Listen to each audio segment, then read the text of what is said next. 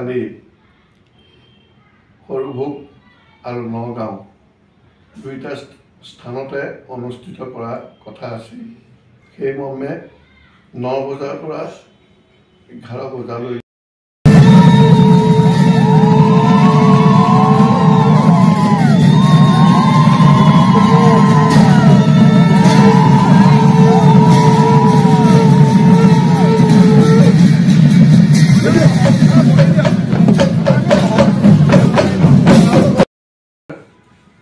আপোনালোকৰ জৰিয়তে অসমৰ সকলো আই মাতৃসকলক তথা বান্ধৱ সমস্ত নতুন প্ৰজন্মৰ যুৱক যুৱতী সকলোলৈকে আমাৰ হিয়া ভৰা আশীৰ্বাদ জনাই আমাৰ সদৌ অসম শংকৰ মাধৱ সাংস্কৃতিক দিহানাম সমিতিৰ ব্যৱস্থাপনাত 60,000 শিল্পীক একগোট কৰি আমি বিশ্বৰ অভিলেখ সৃষ্টি কৰা যি কাৰ্যক্ৰম আছিল, এই কাৰ্যক্ৰম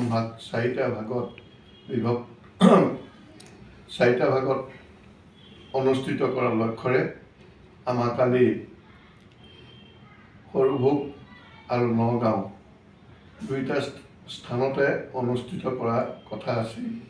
সেই মৰ্মে 9 বজাৰ পৰা 11 বজালৈকে সৰুভোগৰ খেলপথাৰত অনুষ্ঠিত হ'ল আৰু 11:15 আমি সেই অনুষ্ঠান সমাপ্ত কৰি নগাঁও অনুষ্ঠিত হ'ব লগা সেই অনুষ্ঠানলৈ আহি থাকোঁতে আমাৰ সময়তকৈ আধা ঘণ্টা পলম হোৱাৰ কাৰণে তাত নগাঁও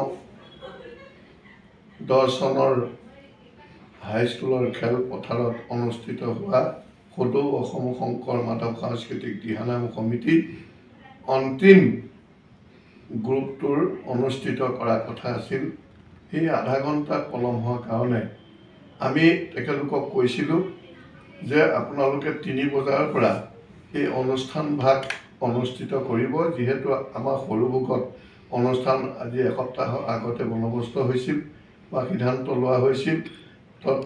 তদব আপোনালোকৰ তাত 3 আৰু 4 তাৰিখে অনুষ্ঠিত হ'ব লগা অনুষ্ঠান ভাগ মাননীয় প্ৰধানমন্ত্ৰী অহাৰ লক্ষ্য লৈ তেখেতলোকে পিছুৱাৰ কাৰণে আমি কৈছিলোঁ 2 তাৰিখলৈ পাতক বা নহয় এমাহমানৰ পিছত পাতক, আমি সকলোৱে সমিল মিলাই অনুষ্ঠান ভাগ সাফল্যমণ্ডিত কৰাৰ কথা সিদ্ধান্ত কৰিছিলোঁ। কিন্তু উদ্যোক্তাসকলে যিখন প্ৰস্তুতি কমিটিৰ আহ্বান ক্ৰমে তেওঁলোকে কৈছে যে আপোনালোকে যেনে প্ৰকাৰে হ'লে অকণমান 5 মিনিটৰ আধা ঘণ্টাৰ কাৰণে হ'লেও আমাৰ অনুষ্ঠানটো যদি পৰিৱেশন কৰে নিশ্চয় আমি সাফল্যমণ্ডিত হ'ম, যিহেতু অফিচিয়েল ৰেকৰ্ডৰ আমাৰ যিসকল বিষয়া আহিছে তেখেতলোক যিহেতু 4 তাৰিখে গুচি যাব, গতিকে সেয়েহে আমি 3 তাৰিখে পতা সিদ্ধান্ত লৈ তেখেতলোকক আমি ক'লোঁ তাত আমি আহি পোৱা প্ৰায় 4টা বাজিব। আপোনালোকে 3 বজাৰ পৰা আয়তীসকলক আমন্ত্ৰণ দিব অনুষ্ঠান ভাগ হ'ব বুলি। কিন্তু তেখেতলোকে প্ৰায় 10 বজাৰ পৰাই আইসকলক জৰিয়তে মেছেজৰ জৰিয়তে আহ্বান জনাই তেওঁলোকে 8-9 বজাৰ পৰা 4 বজালৈকে যেতিয়া বহি থাকিবলগীয়া হ'ল, তাত পানী নাই, চাহ নাই, যথেষ্ট অসুবিধা পাইছিল। হোৱাৰ কাৰণে বিভিন্নজনে বিভিন্ন বিশৃংখলতাৰ সৃষ্টি কৰি আমাক অলপ পলম হোৱাৰ কাৰণে অলপ অসুবিধাৰ সন্মুখীন হৈ আমাক অলপ হেৰি কৰিছিল। কিন্তু তাৰ লগতে সংগতি ৰাখি নগাঁও জিলা সদৰ থানা বিষয়াসকলক নিশ্চয় আমি ধন্যবাদ দিব লাগিব। এইটো কাৰণেই তেখেতলোকে যদি আমাক কালি প্ৰটেকশ্যন নিদিলেহেঁতেন বা তেখেতলোকে আমাক যদি সহায় নকৰিলেহেঁতেন এই পৰিস্থিতিটো অলপ বেলেগ ধৰণে হ'লহেঁতেন। গতিকে তেখেতলোককো ভগৱানৰ ওচৰত প্ৰাৰ্থনা জনাইছোঁ, তেখেতলোকৰ সকলোটি বিষয়াই দীৰ্ঘায়ু কামনা কৰিছোঁ আৰু আগলৈকো এনেকুৱা যিকোনো সমস্যা হ'লে তেখেতলোকে যাতে সকলোকে সমভাৱে চাই ৰক্ষণাবেক্ষণ দিয়ে। গতিকে সকলো আমাৰ সদৌ অসম শংকৰ মাধৱ সাংস্কৃতিক দিহানাম সমিতি আইসকলক অনুৰোধ জনাইছোঁ আমাৰ ইয়াত কোনো বিশৃংখলতাৰ ব্যাঘাত জন্মাবলৈ সুবিধা দিয়া নাই।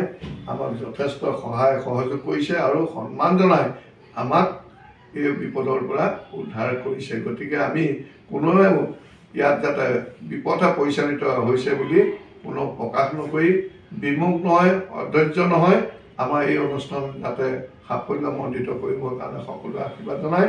ইয়াকে আমি সকলোটিলৈ হিয়া ভৰা আশীৰ্বাদ জনাই আপোনালোকক এই চেনেলৰ জৰিয়তে অৱগত কৰালোঁ। ধন্যবাদ। কৃষ্ণ জয় গুৰু শংকৰ। এই চেনেলত মই সকলো কৰ্মকৰ্তাকে মই হৃদয় ভৰা প্ৰণাম জনাইছোঁ, লগতে গুৰু দুজনকো স্মৰণ কৰিছোঁ। আমাৰ অতিথিবৃন্দকো মই সশ্ৰদ্ধ প্ৰণাম জনাইছোঁ। মই বিশেষ একো নকওঁ, বাপজনাই আপোনালোকক সকলো কথাই ক'লে। মই মাত্ৰ এটাই ক'ম, কাৰো বিষয়ে মই দুখ নিদিওঁ বা কোনে কি কৰিছে, কাৰ দুখ কাৰোবাৰ শুদ্ধ সেইটোও মই বিচাৰ কৰিব নাযাওঁ। খালি এটা কথাই কৈছোঁ যে আমাৰ মাজত বুজা পৰাটো হয়তো অকণমান ক'ৰবাত খুঁত ৰৈ গৈছে। কাৰণ যদি আমাৰ বুজা পৰাৰ মাজত যদি সঠিক হ'লহেঁতেন আজি এই পৰিস্থিতি নহ'লেহেঁতেন। কাৰণ প্ৰত্যেক আইসকল মাতৃসকল কিন্তু কোনো ধৰণৰ বিতৰ্ক কৰা বুলি মই নাভাবোঁ আৰু তেওঁলোক নাই কৰা। আমাৰ মাজতে বুজা পৰা মানে অকণমান বুজা পৰাত ক'ৰবাত ৰৈ গৈছে। কাৰণ সিদিনা আমাৰ এঠাইত সৰভোগৰ পৰা নগাঁৱলৈ অহাত কিমান পাৰ্থক্য সেই আইসকলে নিশ্চয় জ্ঞাত। গতিকে সৰভোগৰ পৰা নগাঁৱলৈ আহিবলৈ কিমান দূৰ বাট লাগে, নাই বোলে 4-5 ঘণ্টা লাগে। গতিকে আমি সময় দিছিলোঁ, কিমান দিছিলোঁ, আমি যদি সিদিনা আমাক বাধ্যতামূলক কৰিছিলে যে তেওঁলোকে কৰিবই লাগিব সেইদিনা প্ৰগ্ৰেম, আৰু সেইকাৰণে আমি তেওঁলোকক টাইমটো দিছিলোঁ 3টাৰ পৰা 4টাৰ ভিতৰত আমি 3টাৰ পিছত আহিব পাৰিম। কেতিয়া তেওঁলোকে হ'ব বুলি কৈছিল, কিন্তু তেওঁলোকক আমি গ্ৰুপত মেছেজ এৰিব কৈছিলোঁ, কিন্তু তেওঁলোকে মানে কিছু আইসকলে আমাক ফোন কৰি জনাইছে যে তেওঁসকলে কোনোবাই 10টাত কৈছে, কোনোবাই 1টাত কৈছে। একচুৱেলি সেইটো হ'ব নালাগিছিল, কাৰণ আমি সকলো ভক্ত প্ৰাণ আই। গতিকে আমাৰ এই যে বুজা পৰাত অকণমান ৰৈ গ'ল, আৰু যি সেই বিশৃংখলতাটো হৈছেই বাৰু হৈছে, কিন্তু গুৰু দুজনৰ প্ৰতি থকা শ্ৰদ্ধাই যে গুৰু দুজনকো মনত যিটো তেখেতৰ আত্মাই যিটো আঘাত পাইছে, হয়তো আমি প্ৰত্যেকেই দুখিত। কাৰণ গুৰু দুজনক প্ৰণিপাত জনাই আমি সকলো জাতি ধৰ্ম ভাষা নিৰ্বিশেষে আগুৱাই যাম বুলি আমি সকলোৱে এনেকুৱা একত্ৰিত হৈছিলোঁ। বিশ্ব দৰবাৰত গুৰুজনাৰ সৃষ্টি লগতে এখন সুস্থ সমাজ গঢ়িবলৈ আমি সকলোৱে প্ৰয়াস কৰিছিলোঁ, কিন্তু তাৰ মাজতে যে এনেকুৱা ধৰণৰ অকণমান কিবা এটা খুঁত ৰৈ গৈছিল, সঁচাকৈ বহুত দুখ লাগিছে। কিন্তু আইসকলক, যিসকল আয়ে তাতে অংশগ্ৰহণ কৰিছে, সকলো আইকে মই ইয়াৰ পৰাই ক্ষমা প্ৰাৰ্থনা কৰিছোঁ। জানিতে হওক বা অজানিতে হওক সকলোৱে ভুল হৈছে, আৰু প্ৰত্যেকে ভুলৰ এই যে ভুল হৈছে, ইজনে সিজনক কোনো ধৰণৰ সমালোচনা নকৰি এই গুৰুজনাৰ অমীয়া সৃষ্টিক আৰু আগলৈ নিবলৈ সকলো যাতে প্ৰয়াস কৰে, সেইটোকে মই ইয়াৰ পৰাই মই স্মৰণ কৰিছোঁ। আৰু এটা কথা কওঁ যে প্ৰত্যেককেই মই কৈছোঁ, মই নিজকো কৈছোঁ যে ভকত হ'বলৈ হ'লে নামঘৰে বা নামঘৰ মন্দিৰত কীৰ্তন গালে এজন সঁচা ভকত হৈ নাযায়। ভকত হ'বলৈ আমাৰ আত্মাটো শুদ্ধ হ'ব লাগিব।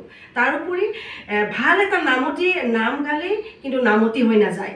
আৰু তাৰোপৰি ভগৱান সদায় মানুহৰ হৃদয়ত থাকে, আমি ভগৱান সদায় হৃদয়তহে বিচাৰিব লাগে। ইয়াৰ পৰাই মই এইখিনি কৈ কৃষ্ণ।